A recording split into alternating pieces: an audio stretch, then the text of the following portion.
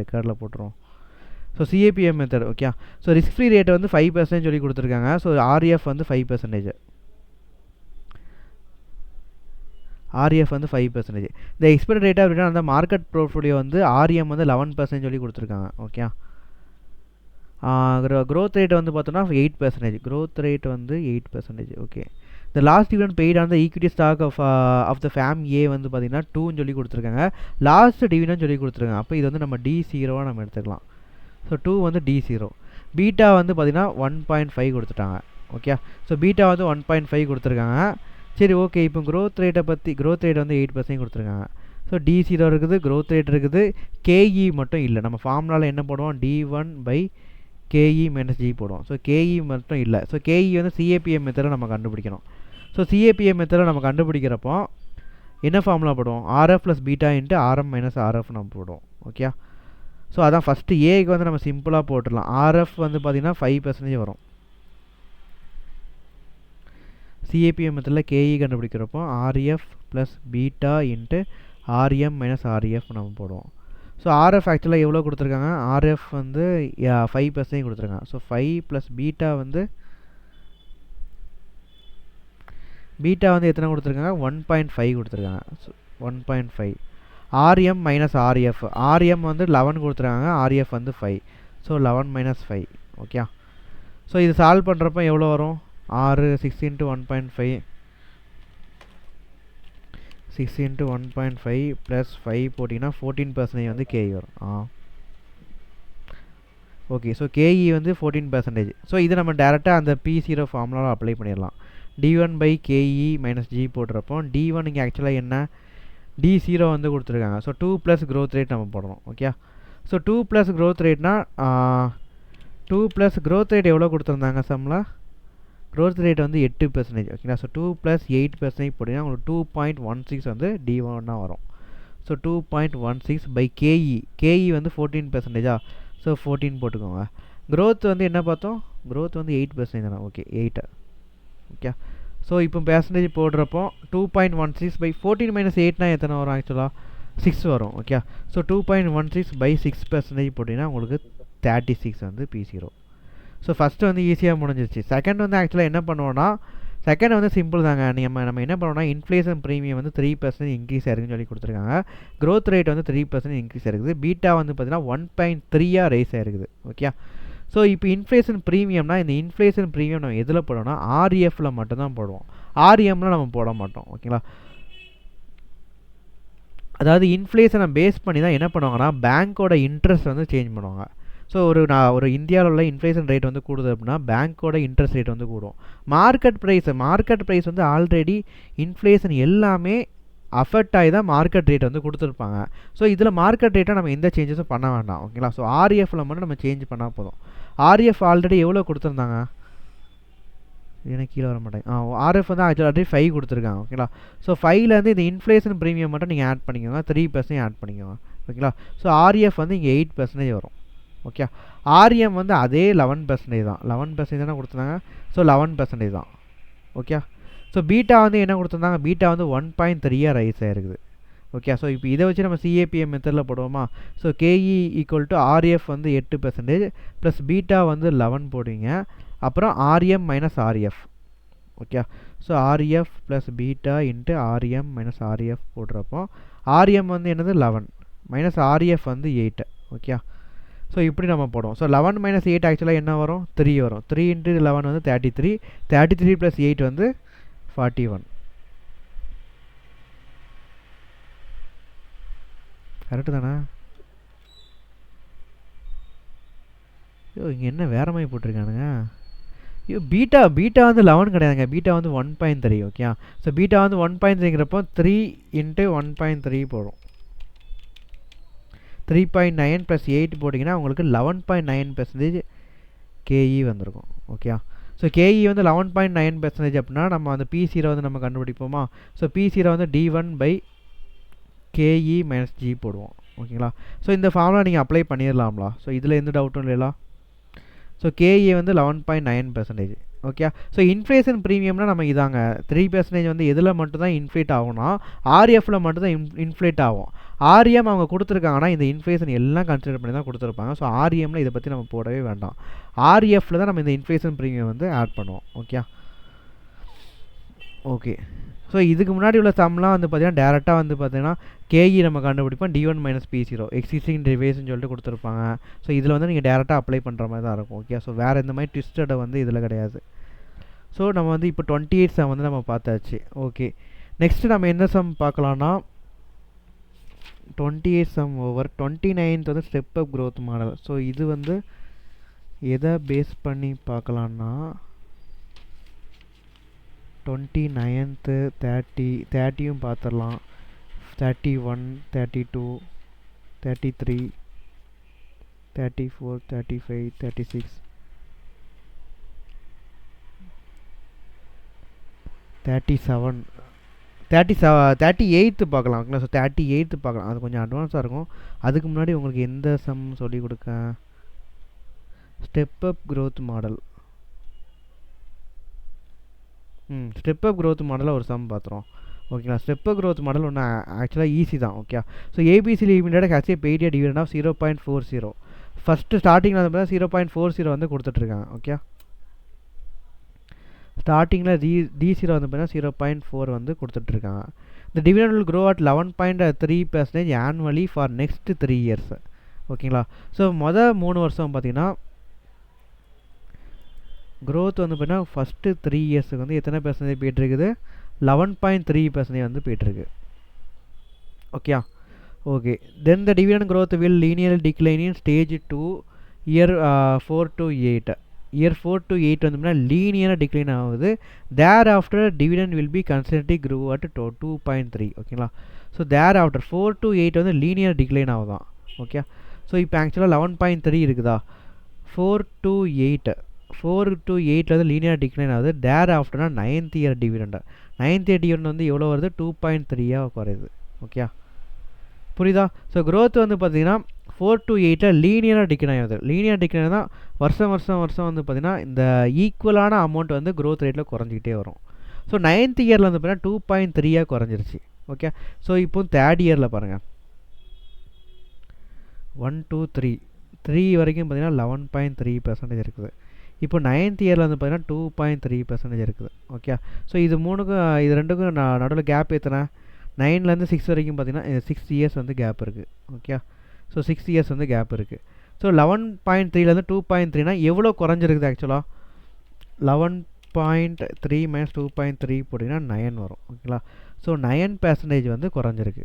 9% வந்து 6 வருஷத்துக்கும் ஈக்குவலாக நம்ம குறைக்கிறாங்க. லீனியராக குறைஞ்சிருக்கு அப்படின்னா ஈக்குவலாக குறையுதுன்னு அர்த்தம். ஓகேங்களா. ஸோ அப்போ ஈக்குவலாக குறைக்கிறாங்கன்னா மொத்தம் 6 குறையுது பை இது வந்து 9 வருஷத்துக்கு. 9 தானே குறையுது. ஸோ 9% வந்து டோட்டலாக குறையுது க்ரோத்தை. ஸோ இது வந்து 6 வருஷத்துக்கு பார்க்குறப்போ ஒரு வருஷத்துக்கு எத்தனை குறையும் ஆக்சுவலாக 1.5% வந்து க்ரோத்துக்கு வந்து குறையும். ஓகே. ஸோ க்ரோத் வந்து ஆக்சுவலாக 11.3 இருக்குது. 4th இயரில் வந்து 1.5 குறையும். 5th இயரில் 1.5 குறையும். 6th இயரில் 1.5 குறையும். இப்படி 8 இயர் வரைக்கும் 1.5 குறைஞ்சிட்டே வருது. 9th இயரில் நீங்கள் வந்து 1.5 குறைக்கிறப்போ டேரெக்டாக 2.3 வந்து வரும். ஓகே. ஸோ இப்போ போடுங்க இயர் 1 2 3 4 5 6 7 8 9. ஓகேங்களா. ஸோ இப்போ க்ரோத்தை நீங்கள் போடுறப்போ இங்கே வந்து 11.3 4th இயரில் 1.5 வந்து குறையுது. ஓகே. ஸோ அப்போ 11.3 - 1.5 போட்டிங்கன்னா உங்களுக்கு 9.8 வரும். 5th இயரில் 1.5 குறையுது -1.5 போட்டிங்கன்னா 8.3 வரும். 6th இயரில் 1.5 குறையுது. ஸோ -1.5 போட்டிங்கன்னா உங்களுக்கு 6.8 வரும். ஸோ மறுபடியும் 7th இயரில் -1.5 போடுங்க 5.3 வரும். மறுபடியும் 1.5 வந்து ரெடியூஸ் பண்ணுங்கள் 3.8 வரும். மறுபடியும் 1.5 வந்து ரெடியூஸ் பண்ணிங்கன்னா 9th இயரில் அவங்க கொடுத்த 2.3 வந்து வரும். ஓகே. ஸோ இவ்வளோ தான். ஸோ 9th இயரில் வந்து பார்த்திங்கன்னா ஸ்டெபிளைஸ் ஆகுது. க்ரோத் வந்து சேமாக 9th year 10th year 11th இயரில் வந்து பார்த்திங்கன்னா ஸ்டெபிளைஸ் ஆகுது. ஓகேங்களா. ஸோ 9th இயர்லேருந்து ஸ்டெபிளைஸ் ஆகுதுன்னா 0 to 9 வரைக்கும் எல்லா சேஞ்சஸ் இருக்குது. 9th இயரில் ஸ்டெபிளைஸ் ஆகுது. ஓகேங்களா.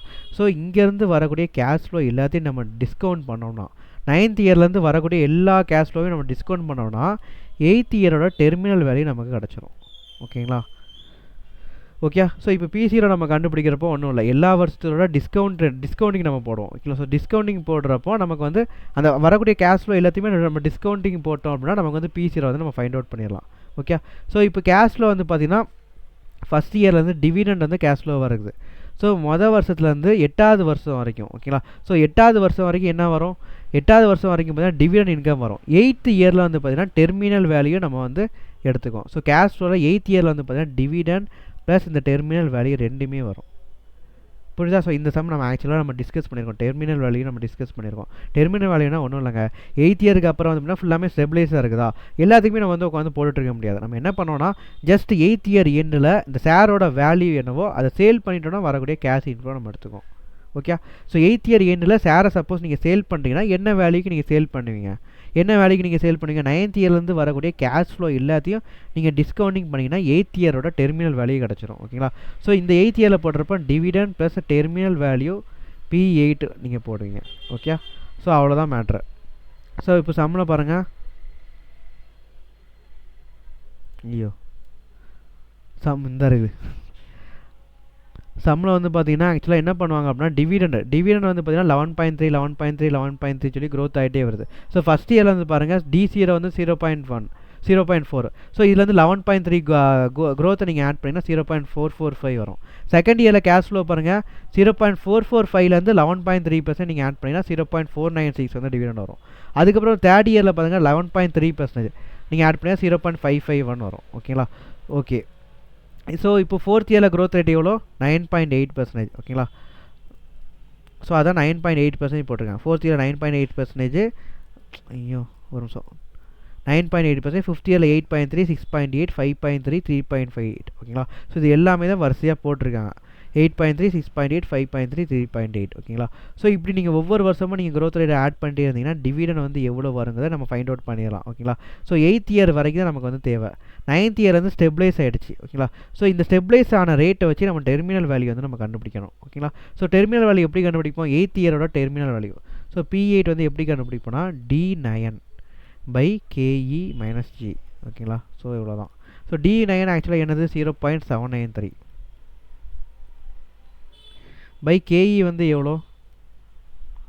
KE வந்து எத்தனை பர்சன்டேஜ் கொடுத்துருந்தாங்க மேலே? KE வந்து 12% கொடுத்துருக்காங்க. ஓகே. So by 12%. 12 - G வந்து எத்தனை கொடுத்துருந்தாங்க? G வந்து கடைசியாக உள்ள க்ரோத் எவ்வளோ? கடைசியாக உள்ள க்ரோத் வந்து 2.3. ஓகேங்களா? ஸோ ஐயோ நீ ஒரு PDF ஓப்பன் பண்ண சொன்னி அது ஒடையில் வருதுயா. சரி ஓகே. இப்போ வந்து இங்கே வந்து 2.3 போடுவோமா? ஸோ 2.3ஆல் நீங்கள் ரெடியூஸ் பண்ணணும். ஓகே. ஸோ அப்படிங்கிறப்ப நமக்கு வந்து P8 வந்து கண்டுபிடிச்சிடலாம். ஓகேங்களா? ஸோ P8 வந்து இந்த D9/KE - G போட்டு அந்த D9ல் உள்ள அதாவது 9th இயரில் உள்ள க்ரோத் ரேட்டை நம்ம போட்டுக்கணும். ஓகேங்களா? ஸோ போடுறப்போ அந்த 8.18 வரும். ஸோ இதை டிஸ்கவுண்ட் பண்ணிங்கன்னா P8 கண்டுபிடிச்சா. ஸோ இது வந்து terminal value of 8th year நம்ம எடுத்துக்கோம். ஓகேங்களா? ஸோ கேஷ் ஃப்ளோவில் 8th இயர் நம்ம போடுறப்போ இந்த டெர்மினல் வேல்யூயும் சேர்த்து நம்ம ஆட் பேக் பண்ணிக்கிறோம். ஓகேங்களா? ஸோ 8th இயர் போடுறப்போ அந்த டிவிடெண்ட் ப்ளஸ் 8.18 நீங்கள் ஆட் பண்ணி டோட்டலாக போடலாம். இல்லை இவங்க என்ன பண்ணியிருக்காங்கன்னா 8th இயரில் ரெண்டாக போட்டு 0.404, 404 சொல்லி தனித்தனியாக போட்டிருக்காங்க. நம்ம வந்து டேரெக்டாகவே போட்டுருவோம். ஓகேங்களா? ஸோ இல்லைன்னா தனித்தனியாக மல்டிப்ளை பண்ணுற மாதிரி இருக்கும். 8th இயருக்கு வந்து பார்த்தீங்கன்னா டிஸ்கவுண்டிங் வந்து 0.404 தான். இந்த டிஸ்கவுண்டிங் எப்படி வரும் தெரியுமா? KE வந்து 12%. ஓகேங்களா? ஸோ 12%ங்கிறப்ப 100/112 போடுவீங்க. கேல்குலேட்டரில் 100/112 போடுவீங்க. ஓகேங்களா? ஸோ 0.892 வந்து வரும்.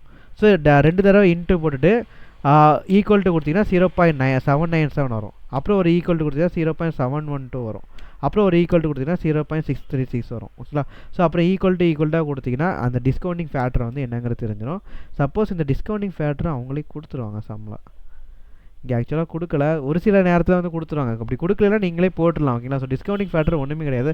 100/112 போடுறப்போ 0.893. அப்புறம் மறுபடியும் இன்ட்டு 2 தடவை இன்ட்டு கொடுத்துட்டு ஈக்குவல் டு கொடுத்தீங்கன்னா 0.797 வரும். 2 பேரும் உங்கள் கேல்குலேட்டரில் போட்டு செக் பண்ணி பாருங்கள். ஏன்னா ஒரு சில கேல்குலேட்டருக்கு வந்து கொஞ்சம் வேறு மாதிரி வரதுக்கு வாய்ப்பு இருக்குது. 100/112 போட்டு ஈக்குவல் டு கொடுத்துருங்க. அப்புறம் 2 தடவை இன்ட்டு கொடுத்துட்டு ஈக்குவல் டு கொடுங்க 0.797 வரும். மறுபடியும் ஈக்குவல் டு கொடுங்க 0.712 வரும். ஸோ அப்படி கொடுக்குறப்போ வருதா உங்கள் கேல்குலேட்டரில்?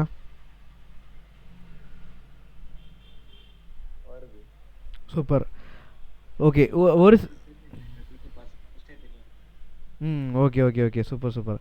ஆனா ஒரு சில கால்குலேட்டர்ல என்ன பண்ணுவோம்னா, 2 தடவ இன்ட்டு குடுக்காம, எல்லா தடவையும் into equal to, into equal to, into equal டுன்னு குடுக்குற மாரி இருக்கும். ஓகேயா? ஸோ அதனால தான் நான் செக் பண்ணிக்கிட்டேன். சரி, அப்போ 2 பேர் கால்குலேட்டரும் அப்படியே போட்டுக்கலாம். ஓகே.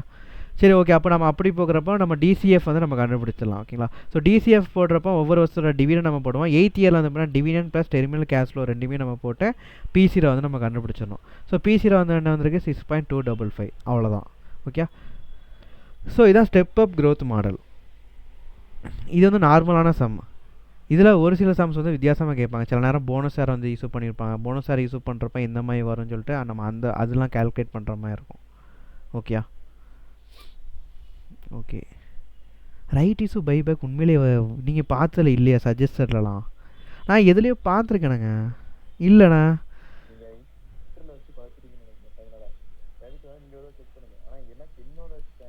ம். அப்படியா? சரி, அப்போ ஓகே தான். அது கொஞ்சம் பெரிய மண்ணடிங்க. நிறைய கான்செப்ட் வரும் அதில் ரைட் இஷ்யூ பைபேக்லலாம்.